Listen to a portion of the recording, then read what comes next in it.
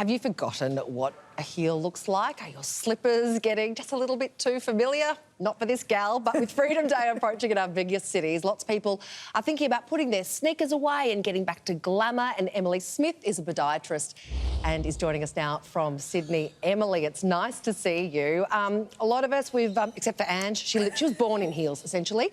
But we've been wearing the comfy flat slippers and thongs. How do we prepare our feet to get back into heels? Yeah, so we need to recognise that high heels actually are quite different to our flat shoes. So basically we need to recognise that anything over 4 centimetres is actually a heel, and our feet will naturally roll out when we're in those heeled shoes. So we need to prepare our calf muscles to make sure that they are strong enough to handle that extra load, and then stretch out our shin muscles and our calf muscles to make sure that that tension gets reduced, and we can kind of get on with our night and recover the next day. So are you going to show basically we're going to run through a couple of exercises. Yeah. Show us the exercises. Yeah, excellent.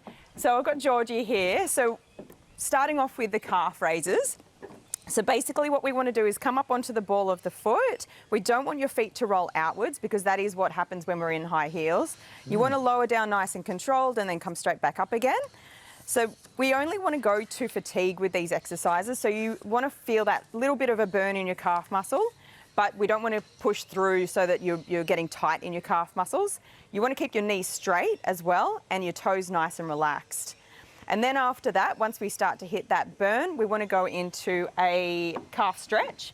So just, up against a bench, back knee is straight and we're sort of front knee is bent, and we want to make sure that we've got that nice stretch right through that back calf muscle. And then we move into a knee bent position as well, which will get lower down in that calf muscle. Both of those, we're keeping your heel on the ground. That's the way. And then we would need to take a seat for the next stretch. So, one leg up over the other like that into a bit of a figure 4. And then we're using, this is such a good one. So pulling down on your toes, you should feel that nice stretch across the top of your foot and into your shin a little bit. And then you can change the stretch and pull it up towards your ear, and that will get you a little bit more on that outside edge, these are the muscles that really get fatigued when you're wearing heels. And then the third one is just down towards the floor a little bit, and that will get you more through that front of your shin. And then to sort of top it off, using a wine bottle. Here we go. At the end of the day is a really now nice... you've got Andrew's attention. Here we go. A cold wine bottle is even better. Of course. So basically what we want to do is just roll your arch over the wine bottle and right sort of through there so that it really gives it a nice release. So that's a good one to do before you go out, and it's a really good one to do when you get home and the next day as well to help you recover. Beautiful. Nothing has made me happier than seeing you, a podiatrist, wearing a fabulous electric blue pair of mules today, a pair of heels today, and acknowledging Aren't they fabulous? but acknowledging that is what women are going to do. We are going to get back into heels. Now tell me, after being in sneakers or flip-flops or bare feet, do your feet get wider? Is it harder to get them into the pointy bit of a high heel again after? It is. It is. Definitely doing your exercises will help keep your feet in shape. What happens is your feet will splay more in flat shoes and going bare feet. So doing the exercises will kind of keep everything firmer and in shape. But yes, we absolutely need to make sure that fit-wise, that your shoe is wide enough for your feet. So we do need to be careful that you're not squeezing things in too much. And I thought that you'd like these ones, Ange. Yeah.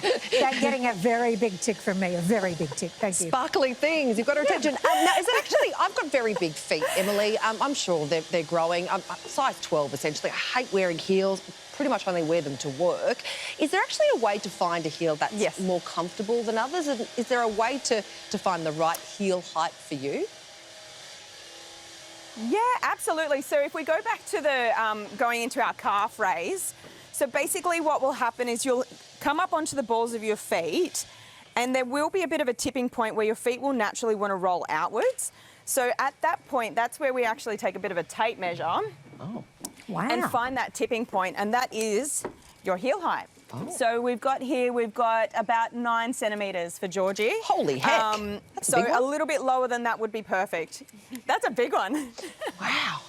That's So yeah, a fantastic. little bit lower than your perfect heel height would be good, because anything above that, your feet are going to have to work really hard. And what, I'm wearing a bit of a pair of platforms today, which are back in fashion, and I love those because you get that sort of extra, if you like, support underneath the ball of the foot. Are you a fan of this sort of thing?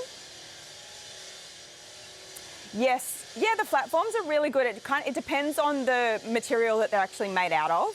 So a nice rubber is really, really good, or a foam, like an EVA foam that they use in running shoes. They're using in the platforms at the moment. Anything that's too hard, like a wood, or too much of a hard, firm cork, can make it a little bit too stiff. So it does change the way that you push through your foot when they are too stiff. And Emily, you've got some great advice on what you can do to existing heels to make them a bit more comfy? Totally, yes. So this is absolutely my life's work, is making heels more comfortable.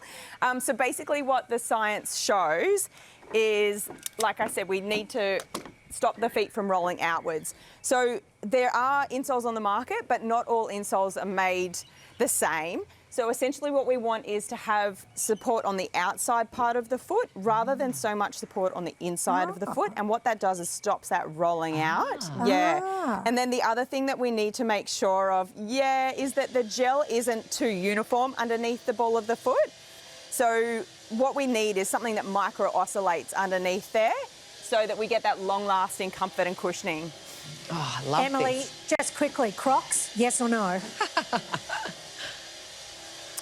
Look, Crocs are a bit of a home favourite, I think, for people, because they are so soft and comfortable. I can't complain about Crocs. People just don't particularly like wearing them when they're suggested. But there are some really good options on the market that are like Crocs, that just look a little bit more fashionable.